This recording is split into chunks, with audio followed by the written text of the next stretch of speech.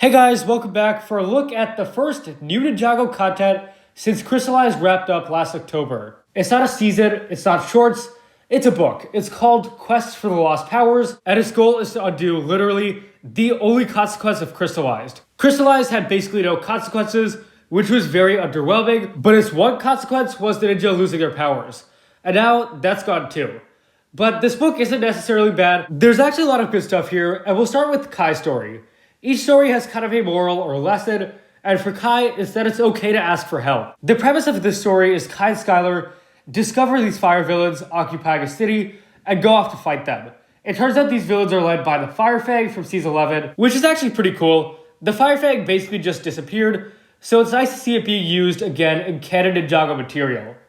Throughout the story, Kai repeatedly refuses help from Skylar and just outright gets mad at her when she helps him out. Eventually, of course, he realizes he was wrong, and with Skylar's help as well as the villagers, they defeat the Fire Fang and he gets his fire back. Kai's story is without a doubt the weakest of the four. It's not awful, it's just not as intimate or powerful as the other three, and Kai's attitude to Skylar just feels kind of out of character. For Kai, we've already seen a powerless arc, which has a lot of very similar ideas, and I feel like, unlike Zayd, Kai doesn't really have any unresolved trauma that might make the story more interesting. There's definitely not as much to work with for Kai, so as a result, this story kind of falls flat. Moving on to Zayd. Zayd is the first instance in this book where the book kind of covers stuff the show really should have. Zayd's story is about him revisiting his past and reconciling with his memories of trauma. We see some stuff we've seen before, such as the Season 4 episode where he unlocks the dragon, as well as the memory switch.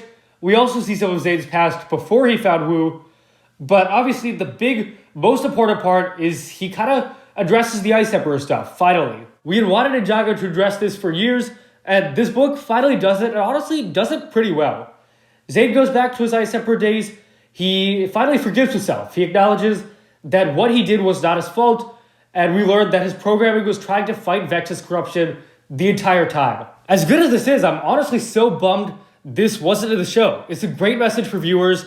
It has a lot of really strong ideas about trauma and forgiveness, and it should have been in Season 12 or 15, or really anywhere after Season 11.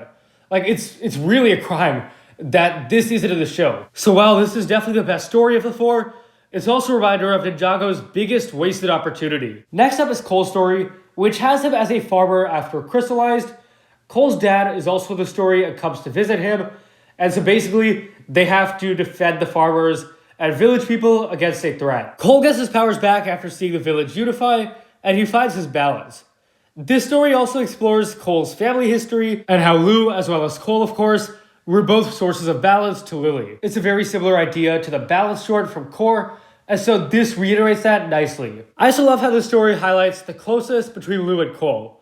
Obviously, we know in the past they were very distant, and so this story shows how the relationship has evolved for the better. This story was definitely good. Last but not least is Jay. Jay's story explores his insecurities about being abandoned by his mom. This story also has Unagami return, and so they tied Jay's insecurities to Unagami, who was very resentful towards Milton Dyer, which was also for abandoning him. This connection was made in Season 12's finale, but it should have been a bigger part of the entire season. But it is prominent here. And this relationship, I feel, is really fun to see. I love how the story ties Jay losing his powers to his insecurities about his mom. And that's definitely I think, strong connection. It's something that should have been in the show, but it definitely works here too.